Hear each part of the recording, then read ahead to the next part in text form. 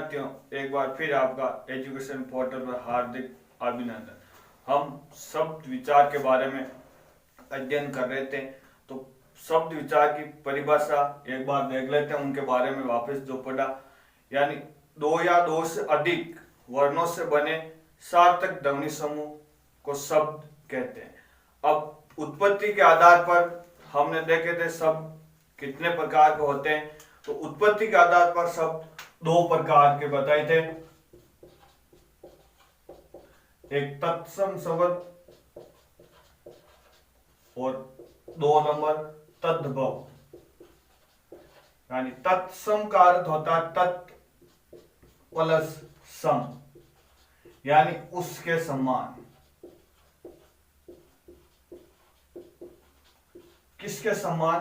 तथ्य उसके, सम का मतलब होता है समान। यानी संस्कृत के वे शब्द ज्यों के तो हिंदी में प्रयुक्त होते हैं उसे तत्सम शब्द कहते हैं। 2 नंबर पर है तद्भव शब्द, यानी वे शब्द जिनका रूप परिवर्तित करके शब्द अनुसार उनको प्रयोग किया जाता है उसे तद्भव शब्द कहते हैं। फिर हमने देखे थे देशज शब्द और विदेशी शब्द। तो देशज शब्द में भी अलग अलग प्रकार थे, यानी गठन से बने शब्द जो हम अपने मन से बनाते हैं शब्द। फिर कोल सताल जातियों ने जो प्रयोग किए थे सबसे पहले, जैसे कपास है, बाजरा है, इन शब्दों का। फिर विदेशी शब्द, विदेशी शब्द के अंदर हमने देखा था कि धार्मिक, राजनीतिक, सांस्कृतिक और आर्थिक कारणों के कारण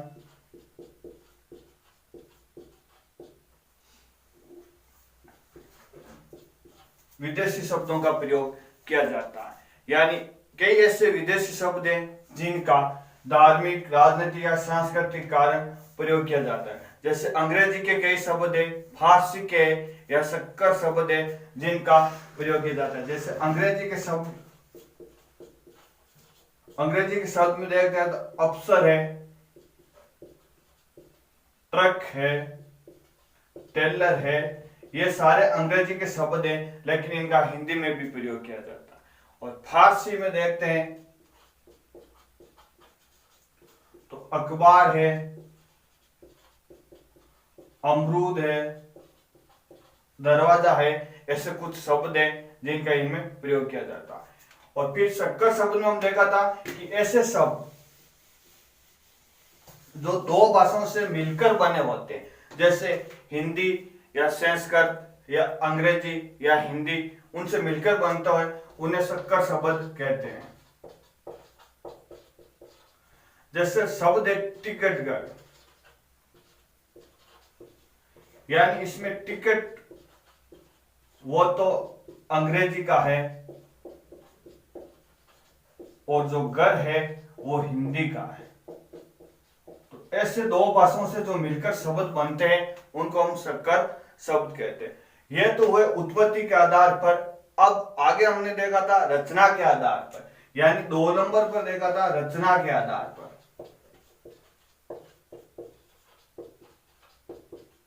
तो रचना के आधार पर भी 3 प्रकार के शब्द थे।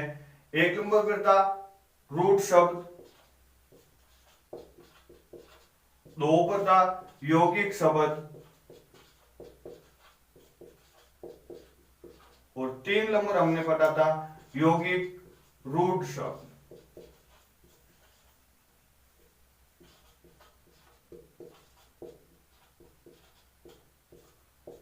अब 3 नंबर पर हमने देखा था कि प्रयोग के आधार पर शब्द। तो प्रयोग के आधार पर भी शब्द 2 प्रकार के होते हैं।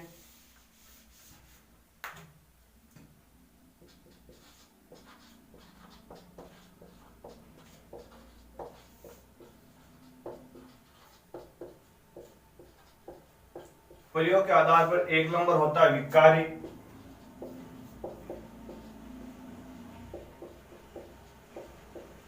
और 2 नंबर होता है अविकारी।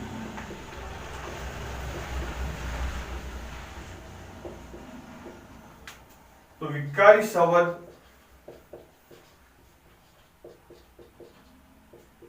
यानी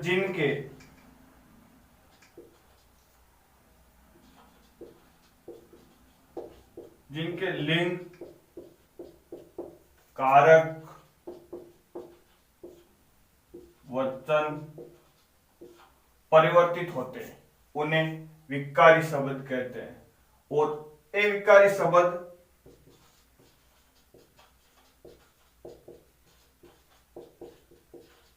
यानी विकारी के विपरीत है अविकारी, यानी जिनके लिंग कारक परिवर्तित नहीं होते उन्हें अविकारी शब्द कहते हैं। अब विकारी शब्द कौन कौन से होते हैं उसके बारे में हम अध्ययन करते हैं आज।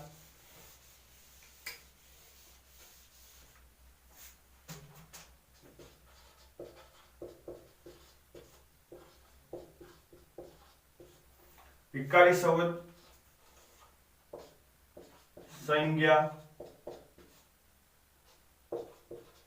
सर्वनाम, विशेषण और चार नंबर है क्रिया। यानी ये विकारी शब्द के अंतर्गत आते हैं। ये इनके लिंग वचन कारक वो परिवर्तित क्रिया है वो परिवर्तित होते हैं। अब विकारी में सबसे पहले संज्ञा है, तो हम आज संज्ञा के बारे में अध्ययन करते हैं।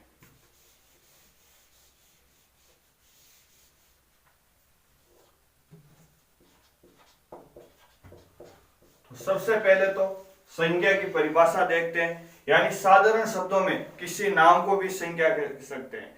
जैसे राम ने ताजमहल को देखा, तो राम ने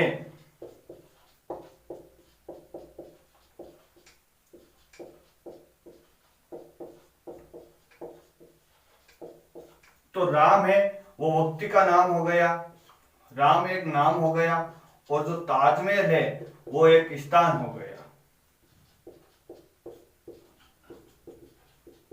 यानी ऐसे तो किसी नाम को भी हम संज्ञा कह सकते हैं। अगर परिभाषा देखते हैं संज्ञा, तो यानी जो शब्द किसी प्राणी, स्थान,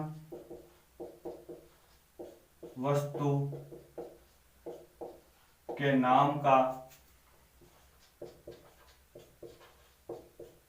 बोध कराते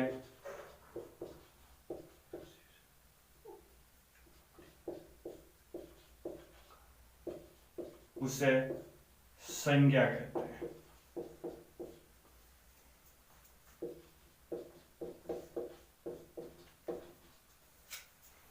संज्ञा के तीन भेद होते हैं।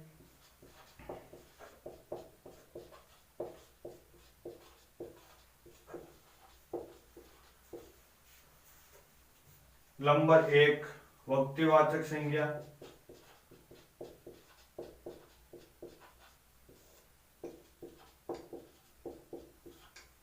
दो नंबर जातिवाचक संज्ञा,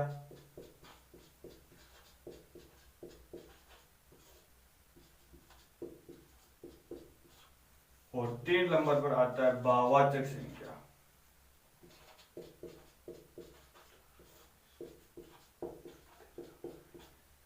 यानी इनके नाम से ज्ञात हो जाना चाहिए कि व्यक्तिवाचक संज्ञा किसे कहते हैं, जातिवाचक संज्ञा किसे कहते हैं और भाववाचक संज्ञा किसे कहते हैं। तो सबसे पहले हम व्यक्तिवाचक संज्ञा के बारे में देखते हैं।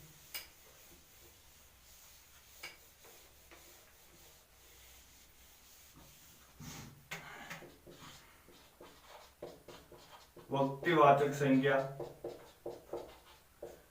वे शब्द जिसे एक व्यक्ति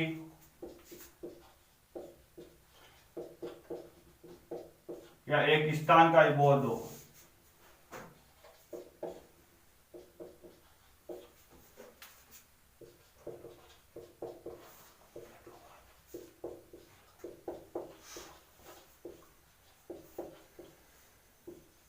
उसे व्यक्तिवाचक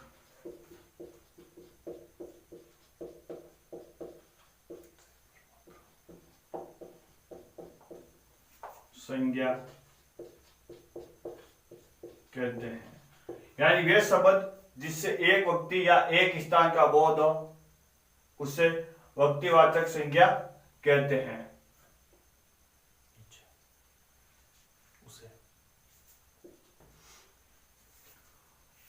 उसे व्यक्तिवाचक संज्ञा कहते हैं। अब जैसे इनमें कुछ देखते हैं हम उदाहरण, जैसे देशों के नाम है,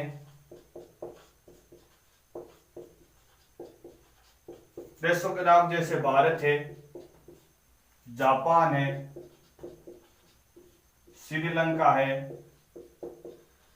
यानी देशों के नाम है वो सारे व्यक्तिवाचक संज्ञा के अंदर आते हैं। दिनों के नाम,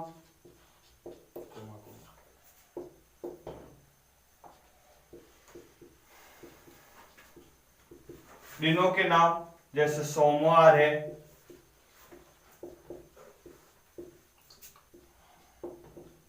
मंगलवार है, यानी ये सारे दिनों के नाम है वो व्यक्तिवाचक संज्ञा के अंदर आते हैं। पर्वतों के नाम,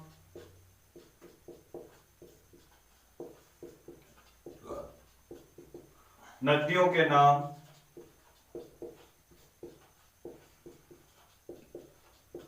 समाचार पत्रों के नाम,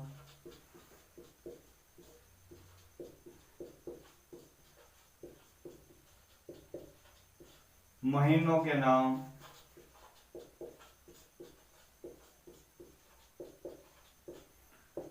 यानी ये सब व्यक्तिवाचक संज्ञा के बारे में हमने देख लिया। अब हम देखते हैं जातिवाचक संज्ञा के बारे में। तो सबसे पहले जातिवाचक संज्ञा की परिभाषा देखते हैं।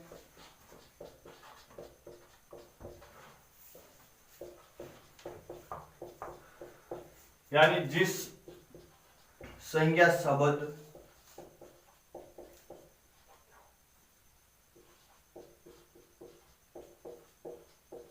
संपूर्ण जाति या स्थान का बोध हो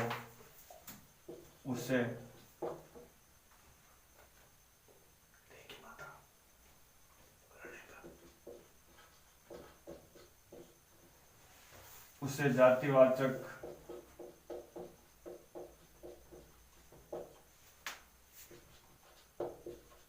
संज्ञा कहते हैं। जैसे गाय, आदमी, यानी जातिवाचक संज्ञा जिस संज्ञा शब्द से संपूर्ण जाति या स्थान का बोध हो उसे जातिवाचक संज्ञा। जैसे गाय, आदमी, पुस्तकें, शेर, ये आदि शब्द है वो जातिवाचक संज्ञा के अंदर। आज हमने व्यक्तिवाचक और जातिवाचक संज्ञा के बारे में अध्ययन किया। कल हम भाववाचक संज्ञा के बारे में अध्ययन करेंगे। तो आज यही क्लास समाप्त करते हैं।